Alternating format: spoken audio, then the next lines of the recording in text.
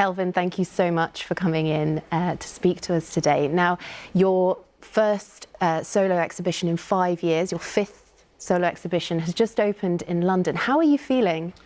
Overjoyed, absolutely euphoric. It's been ups and downs for the past 5 years, but it feels like this moment is the right moment. So I'm so grateful.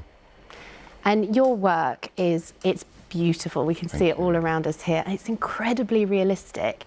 It's very hard to believe that it's not actually photos. I mean, I imagine that's something you hear all the time.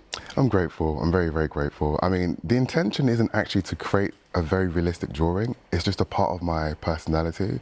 I've always been obsessed with detail and precision, so I guess naturally it comes out in the body of work. But I'm always grateful to hear it. And what do you use to create these works? And do you use photos as your references? Or? So I work from life, I use photographs. You know, there's nothing beats this tangible moment, but all with pencil and charcoal, you know, just capturing the human being in front of me. Amazing. Now, you show a lot of your process, your work on social media, and people love it. You've got hundreds of thousands of views. But that's just a snippet of how long it actually takes to create them. Yes, that's right. So on average, we're looking at between 500 to 1,000 hours. In the exhibition, all the 9 drawings are ranging between 600 to 1,000 hours. That's incredible. Well, you mentioned the exhibition there, and we can see in the screens here, you drew Winnie Harlow. She's one of the world's most recognisable models. Yes. And all the people in this exhibition, it's called Drawing Awareness, and it's all about highlighting visible differences and skin conditions. What made you want to focus on that? Absolutely. So in 2019, I had the opportunity to meet Winnie Harlow. I drew her. We had a big unveiling 2 weeks before the lockdown. And in that moment, I was just inspired. I just had a light bulb moment of, hold on, I'm a portrait artist. I've studied portraits my whole life. But looking back, I've hardly seen any of the old masters capture people with a visible difference, whether it's a skin condition like vitiligo, albinism. So I felt like in that moment, this was my opportunity to highlight these conditions and hopefully create some inclusion, because that's what Winnie Harlow was able to do. In the modeling industry, her vitiligo became a norm, whereas before it was unseen. So inclusion and representation, of course, is so important, isn't it? Absolutely. Inclusion, representation. You know, as human beings, we have this skin is our largest organ, and it comes in many shapes and sizes and textures.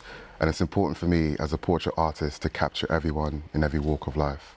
And throughout this process, you got to hear these people's stories. Oh, yeah. And what was that like?